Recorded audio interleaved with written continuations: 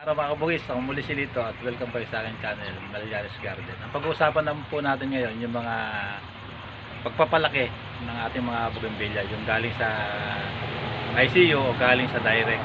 Papakita ko sa inyo yung mga ganyan para matutunan ninyo. Siyempre kailangan natin na matutunan yan, yung pagpapalaki ng mga halaman natin. Kagaya dito pala, yung nakaraang video ko, makita nyo yung niripat natin. Kasi mayroong isang comment na baka raw, pero baka naman hindi ito, nakita ko lang yung comment niya, baka daw dinidiin ko, baka daw maputol yung ugat, pero hindi, ayun, naka direct sunlight tayo. Ito na yung bulaklak niya, ito yung bulaklak pa rin niya. Dati maliliit lang, di ba? Ngayon malalaki na, lumalaki-laki na. Ang ganda, di ba? Ang ginamitan natin ng coconut oil. Pero itong mga iba dito, yung mga iba na i-share ko sa inyo, hindi natin ginamitan ng coconut oil. Talaga ito yung mga in-ICU tsaka yung direct na pinatubo natin ng direct. Papakita ko sa inyo yung mga dapat gawin. Hindi na i-share ko sa inyo. Kaya dito, ito ICU. Dito muna tayo. Mga ICU ito. Ito mga bagong ripat ko lang ito. Mahigit pa lang na 1 week. Makita nyo ang ganda nila, di ba?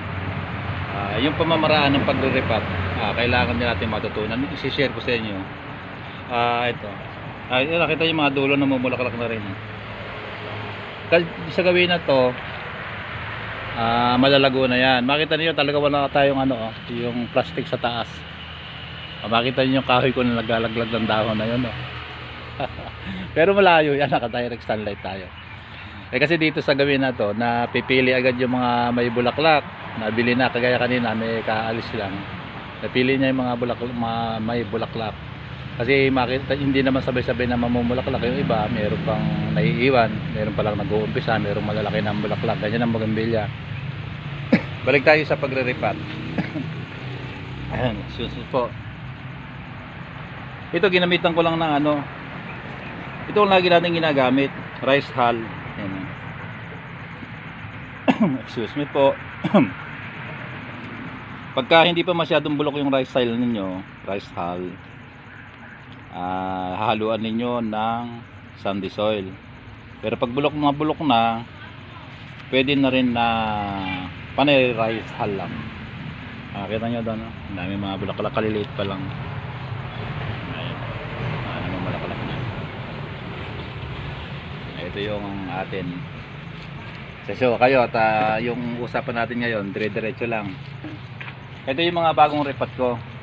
Ito hanggang doon sa dulo. ICU. 1 week ko pa lang, mahigit na 1 week na nare-repat. Pasyalin natin. Halos lahat na yan, rice hull lang ginamit ko. Makita ninyo walang namatay, di ba? Ayan. Namumulaklak na rin yung mga dulo-dulo niya. Ayan na. Hindi natin malapitan doon sa gabi doon. Ayan. Yung mga bulaklak na. Nakita nyo, liliit pa lang namumulaklak na kasi yung pamamaraan natin. Ayan, nakita nyo. Kalong white pa to.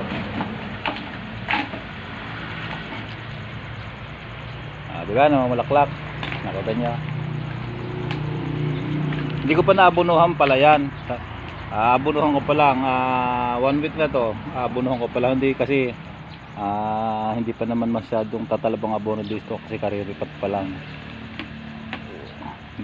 Buti kung nagripat ka, yun talagang konti lang ang naihalo mo na ipa. Ito malaki na yung ipa na ilagay, konti lang yung maliit lang yung pata pinanggalingan. Kakalat pa yung ugat niyan. Pwede ng abunuhan kasi 1 week na. Nakita nyo ayan na. Ayun naman namumulaklak na. Liliit pa lang, di ba? Ala. So, papabilis lang natin kung mapalaki pagka nairipat natin. Pupuntahan natin ngayon yung ito ICU, sinasabi ko sa inyo ICU. Ito mga ICU lahat ito. Makita nyo mga payat yung mga sanga lang niya. Wala yung matatabang sanga na ginamit natin dito ICU. Ito kita talong ba ito? Baka hindi naman talong, magkamali pa tayo. Ay pakita ko na rin sa inyo itong yung medyo malalaki na. Nagsisipa mulaklak na rin, oh. Kasi yung mga nakaraang mga araw panay ulan ng ulan, biglang uminit. Medyo naglabasan yung mga bulaklak niya, yung mga bagong-bago, di ba? Napilian na nga kanina, sabi ko nga kanina. Ito, oh. Ang ganda ng mga dahon niya, oh.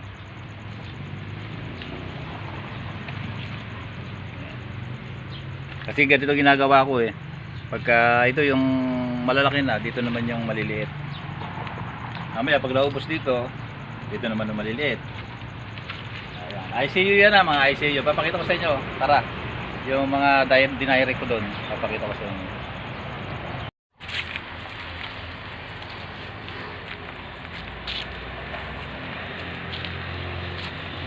Ito yung mga dinirect ko. Mas nauna maripat ito, nag-usbong na yan, pwede nang ibilad kasi yung mga naidadirect, yung kasi ugat niya dumadirect sa lupa pag hindi mo agad na i-repat. Kaya ito na-direct sa lupa ang mga ugat nito. Paano ang gagawin natin? Ito dito marami dito.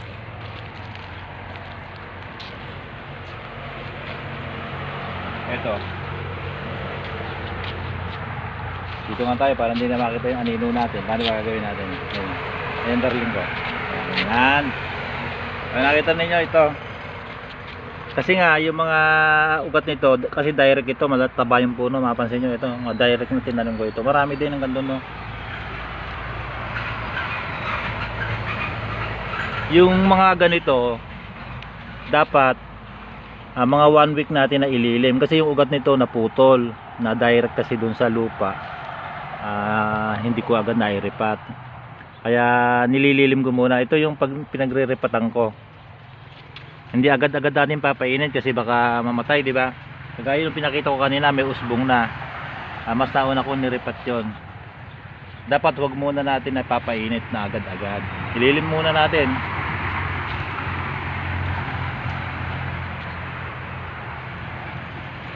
Kasi yung pagka yung iba kasi, pagka yung na-direct sa lupa yung ugat niya, napuputol.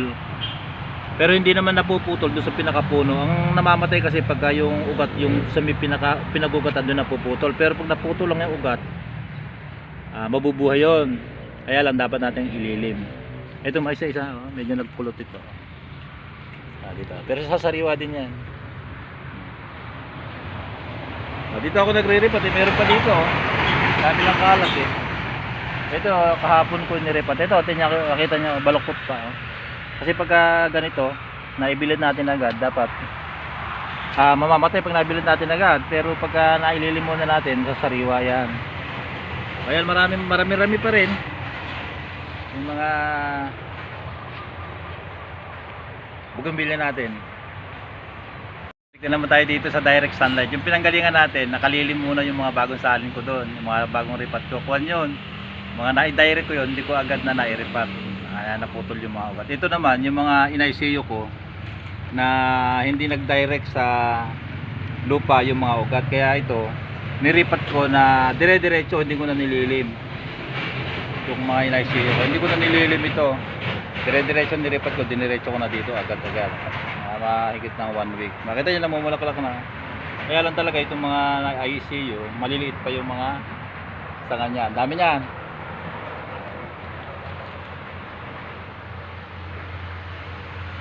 Ayun ang pagkakaiba ng pagre-repat na yung galing sa ICU na hindi na direct yung mga ugat sa lupa. Pwede natin na dire-diretso na direct sunlight. I-repat natin, direct sunlight natin agad, okay yon. Pero yung kagaya nung pinakita ko sa inyo, yung mga nakalilim ko doon,